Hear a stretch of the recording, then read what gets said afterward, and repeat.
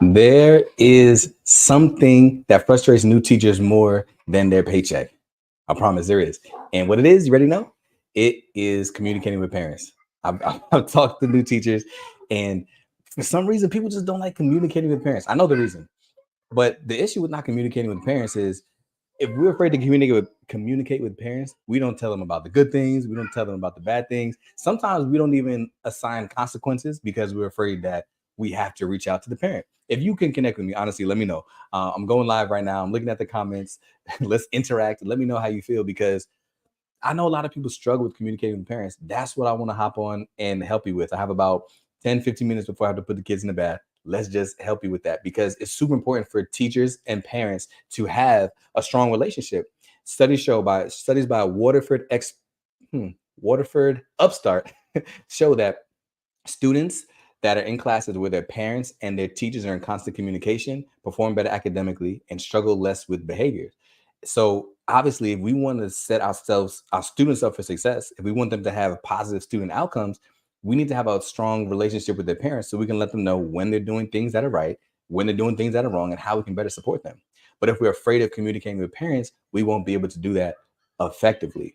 So the reason why most of us don't is because we don't even know how. Like when if we have a lesson plan, we know how to then take that lesson plan and and teach it, right? When we have a framework of a classroom management strategy system, I've given you a couple examples of a classroom management frameworks that you can use. When we have those, we can just enact it and put it in place. But when we don't have a framework for communicating with parents, then we tense up and we get a little bit anxious. Again, if that's you, let me know.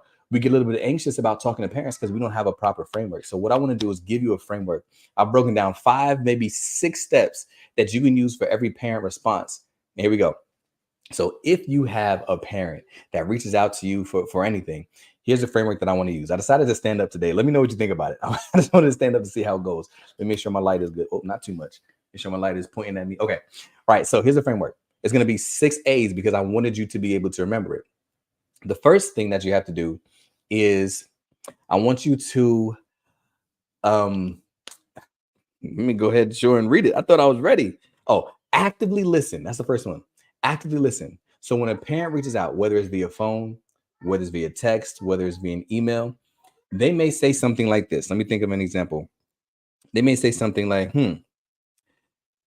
Mr. Williams, today Joel came home upset.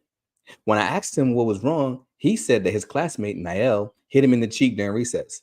If my child was assaulted at school, why was I not notified? Now, if you have ever been asked a question like that, again, via text, via email, if you've ever been asked a question like that, let me know.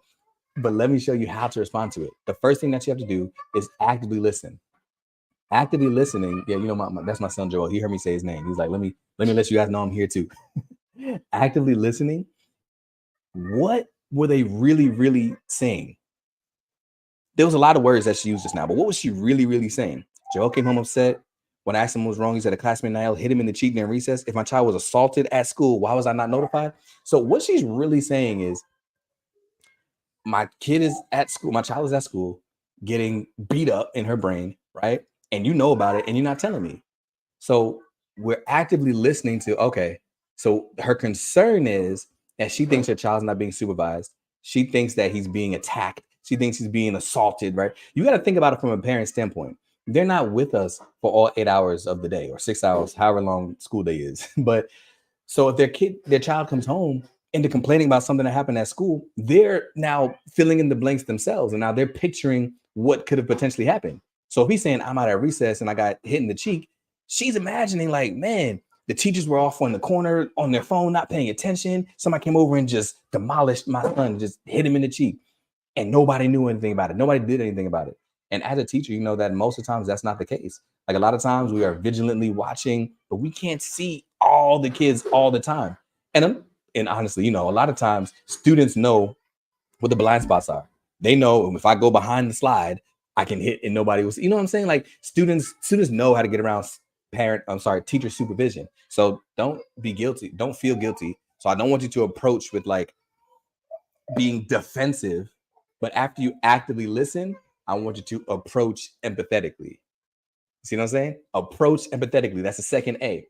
First, actively listen to what the real reason that the parent is reaching out to you is. Second, approach empathetically. I keep looking down to see if there are any comments. By approach empathetically, that means don't become defensive, like I said, but hear them, understand their frustrations, and approach from a place of understanding. Like, man, yeah, I can imagine if if I expected my child to be taken care of at the school that they're at, whether you have children or not, you can understand. If I send them to school, I expect them to be safe, loved, cared for, and supported, and come back home and say I had a great day. If they come back home and said I was slapped in the cheek, I have an issue with that. So approach empathetically and say I completely understand. I would be super frustrated if my child came home hurt and I knew nothing about it. Empathize with them. That's okay. After you approach empathetically, the third step, the third A, is to address the problem. What is the real problem that is causing the parent to reach out to you? Well, her real problem, as we said when we were actively listening, is that she thinks there was no supervision and her child is just getting beat.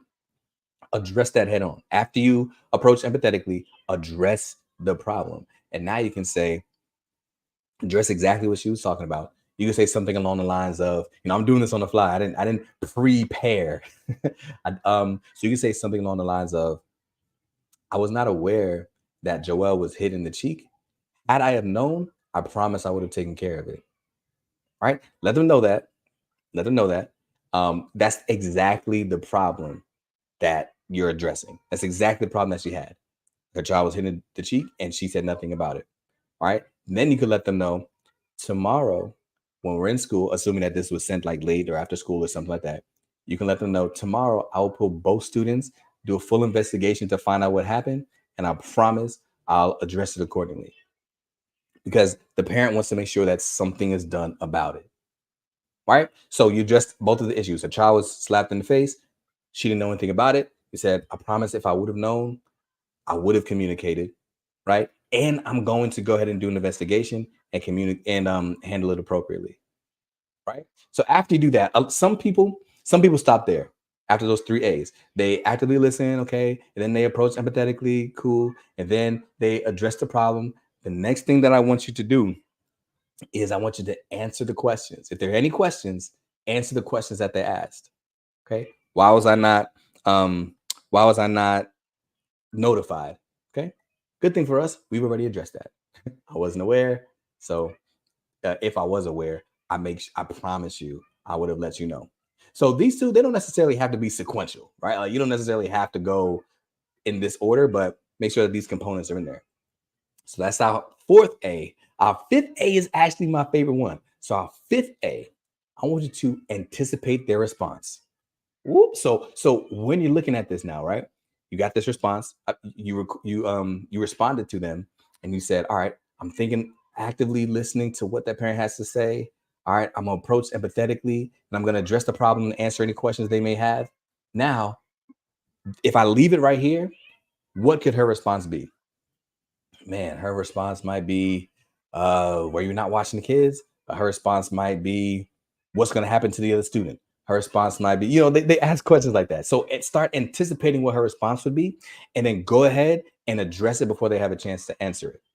So say we anticipate that she may ask, and you can't get this 100% because it's anticipation, but just providing a little bit of extra effort. I think that's why this is my favorite step.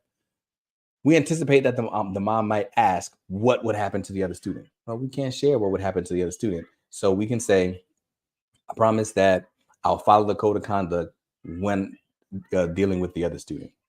Right? You leave it just like that. So now we think about our response. Let me see if I can remember it again. It was off the top of my head. So I'll read the problem to you one more time. I'll read the email that the parent sent one more time, and then I'll give you my response. Mr. Williams, today Joel came home upset. When I asked him what was wrong, he said that his classmate Niall hit him in the cheek during recess. If my child was assaulted at school, why was I not notified? Okay. Ms. Williams, I completely understand how frustrating it could be for your child to come home hurt and you were not notified. All right. I can assure you, I did not know that this took place while we were out during recess. Sometimes children do things like this, but I promise if I would have known, I would have addressed it. What I'll do is I will meet with both students in the morning and do a full investigation to figure out what happened. And I will follow the code of conduct when when assigning consequences. Boom. Send that to the parent. Well, almost send that to the parent. Last step, last A. I told you there was 5 or 6. The sixth one is a game changer. Number 6. After you wrote all that out, look back over it and assess your tone. Assess your tone, because sometimes parents come, especially even this one, you're like, why was I not notified? Sometimes parents come at us and we sometimes feel like we want to clap back, but sometimes we feel like we want to let them know that who I am, don't mess with me type thing. But address your tone, because you don't want to come off as being rude or disrespectful. Even if, and I know, man, you might not like this, but I'm gonna say it anyway. Even if they come off rude or disrespectful to us, we don't have to match that energy. Even if they come up rude and disrespectful to us, we want to respond in a tone that is receptive. So actively listen.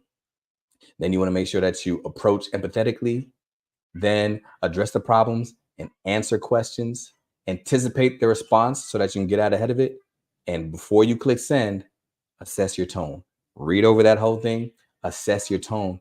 If it is something that is cool, calm, collected, something well received, is not going to cause a stir, go ahead and send it. This is the 6-step framework that I use every time I communicate with parents, because it helps it stay streamlined and it helps us to stay to get in constant communication. I'm not afraid to talk to parents because I have this framework that I use and I can enact it in any situation. No matter what it is that their issue is, I know that if I follow these 6 steps, I'm going to be all right. And if you follow these 6 steps, you will too. As a matter of fact, these 6 steps and others are outlined in the book 99% of Human, 1% Amazing. Is linked in the description below. I forget which chapter it is. It's 15, 16, 17, somewhere there in the middle. But it really helps you to be able to understand how to communicate with parents confidently. And we understand that when we communicate with parents confidently, we have stronger relationships with them. We have better student outcomes. That's how you can, even though you're a new teacher, you can have a big impact. All right. Appreciate you being here with us today. I'm going to go ahead and sign off, and I'll see you in the next one.